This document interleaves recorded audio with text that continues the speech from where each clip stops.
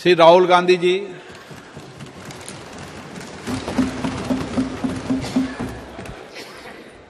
Thank you, Speaker Sir. It's nice to be speaking for the first time in the new House in your presence.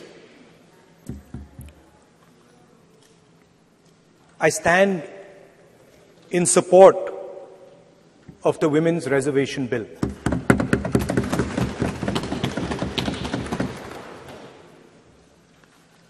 Yesterday, I was listening to the discussion, and the issue of the Sengol came up. And there was a conversation, a to and fro, about the Sengol. And also a little bit about the conversation about the transfer of power from the British to the people of India. Before handing over power to the people of India, the British asked the leadership of the freedom movement, who are we going to transfer power to? And of course there was a little bit of arrogance in this statement, because they viewed India as a poor country. And the revolutionary answer that our freedom fighters gave was, we are going to transfer power to the people of India. So we became a country that from its inception gave the vote to all our women. And this was a revolutionary thing at the time. We also gave the vote to every single community. And the vote was a mechanism of transfer of power. It was designed to further transfer power to the people of India. And if you look at the journey from independence, it's been that journey. It's been a constant transfer of power, more and more and more power to the people of India, on one side. And on the other side, the counter idea, that take away power from the people of India. This is the fight that is going on. And in fact, in many ways, it is the fight that is taking place today. Huge step forward in the transfer of power to the women of India was Panchayati Raj, where they were given reservation and they were allowed to enter the political system at scale. And this is another step. It's a big step. It is not a small step. And I'm sure everybody in this room, the treasury benches, the opposition, everybody agrees that this is a very important step for the women of our country. They fought for independence. They are as capable as any man, in many ways more capable, and should be given as much space as they possibly can be given.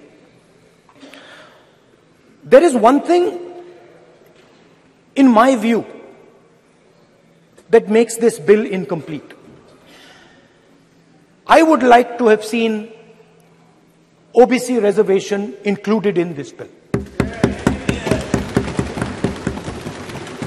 I think it is very important that a large chunk of India's population, large chunk of India's women should have access to this reservation. And that is missing in this bill. There are also two things that seem strange to me. One is the idea that you require a new census to implement this bill. And the second is that you require a new delimitation to implement this bill. In my view, it is quite simple. This bill can be implemented today by giving 33% of the seats in the Lok Sabha and the Vidhan Sabha to India's women. And so I wonder if this is not designed to push the ball forward. To push the ball forward 7, 8, 9 years, and then let this thing play out the way it does. I know my friends tend to like to take the attention of people away from other issues. You know, there is of course the Adani issue, which is they always want to take the attention away. But there is another, I would like to say that. One of the things that, this is quite a nice building. Nice peacocks. Nice peacock feathers on the ground. Nice peacock feathers in the chair. It's a nice, tasteful building. But frankly, I would have liked to see the President of India in this process. The President of India is a woman. She represents the tribal community, and it would have been befitting to have her visible in this transfer from one house to the other. So, one of the things that the government likes to distract from, of course, is Mr. Adani. And there is another thing that the government likes to distract everybody from. And that thing is called the caste census. For some reason, and I don't quite understand what this reason is, the moment the opposition raises the issue of caste census, the BJP tries to create a new distraction, a new sudden, event, so that the OBC community and the people of India look the other way. In my research for this speech, I took a look at the different institutions that define how our country moves forward. There are many. There is the Lok Sabha, Rajya Sabha, Vidhan Sabhas. There is the bureaucracy. There is the press. And there's the judiciary. And I looked with an eye to understand what is the participation of the OBC community in these institutions. मतलब हमारे जो institutions हैं उनमें OBC की भागीदारी कितनी है, ये सवाल मैं पूछ रहा था और मैंने अलग अलग इंस्टीट्यूशंस में थोड़ा रिसर्च किया जो सेंट्रल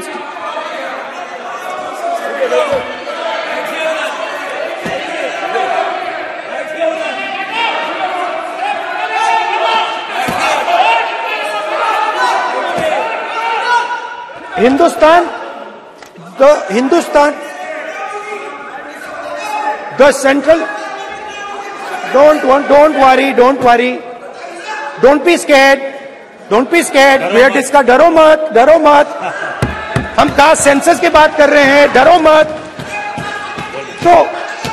तो मैंने, I checked, simple thing I did.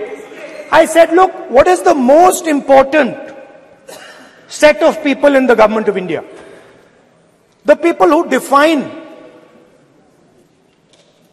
how this country is governed. Of course, Lok Sabha and Vidhan Sabha, but beyond that, they are the 90 secretaries of the government of India. 90 people, secretaries, are responsible for managing the core of the government of India. And I ask myself the question, how many of the 90 people come from the OBC community? And I was shocked and shattered by the answer. मैंने ये सवाल पूछा कि ये जो 70 secretary हैं, 90 secretary हैं, ये जो हिंदुस्तान की सरकार को चलाते हैं, जो बजट को चलाते हैं, इनमें से ओबीसी कितने हैं? नरेंद्र मोदी जी प्रधानमंत्री हैं, ओबीसी के लिए काम करते हैं। मैंने ये सवाल पूछा। मैं आपको जवाब देना चाहता हूं, हिंदुस्तान के सेक्रेटरीज 90 में से सिर्फ 3 ओबीसी से हैं।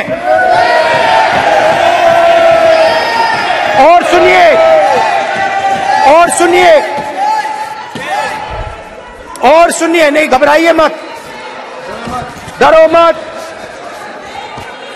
और सुनिए, ये जो सेक्रेटरीज हैं जो ओबीसी कम्युनिटी से हैं, ये हिंदुस्तान के सिर्फ 5% बजट को कंट्रोल करते हैं। मतलब अगर हिंदुस्तान का बजट 44 लाख करोड़ का है, तो ये 2.47 लाख करोड़ मतलब 5% कंट्रोल करते हैं। और सुनिए, मैं कर रहा हूं, मैं वहीं आ रहा हूं।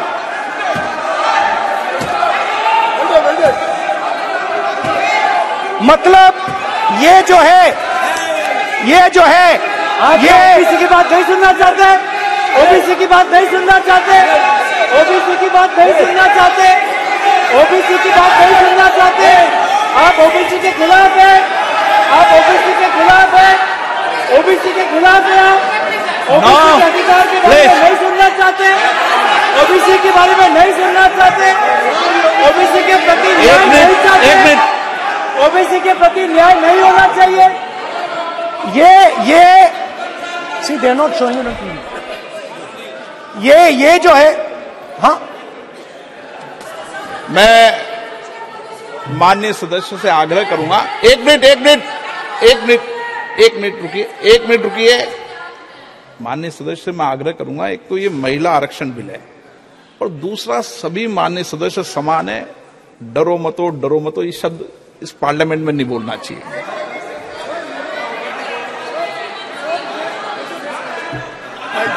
सर, ये जो डिस्कशन है, sir, speaker sir, this discussion,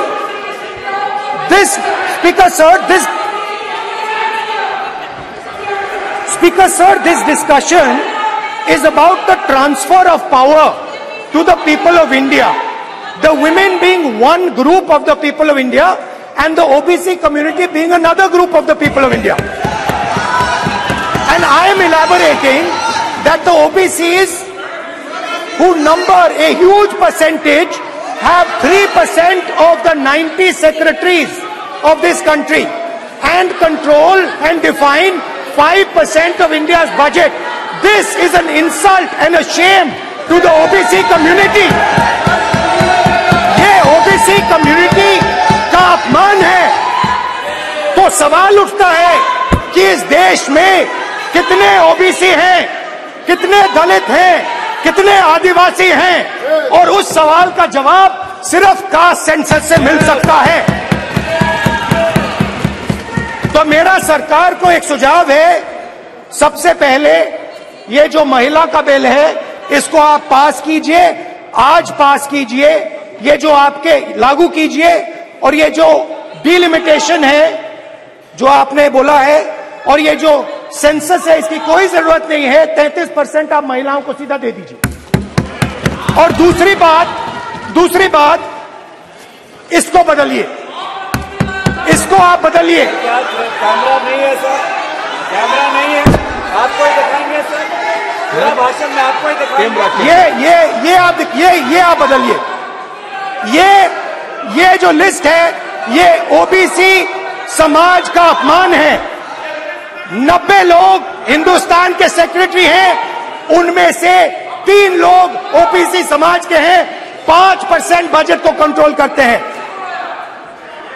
तो जल्दी से जल्दी आप कास्ट सेंसस कीजिए, जल्दी से जल्दी जो हमने कास्ट सेंसस किया था उसका डेटा आप रिलीज कीजिए, और अगर आप नहीं करेंगे तो हम कर डालेंगे। Thank you.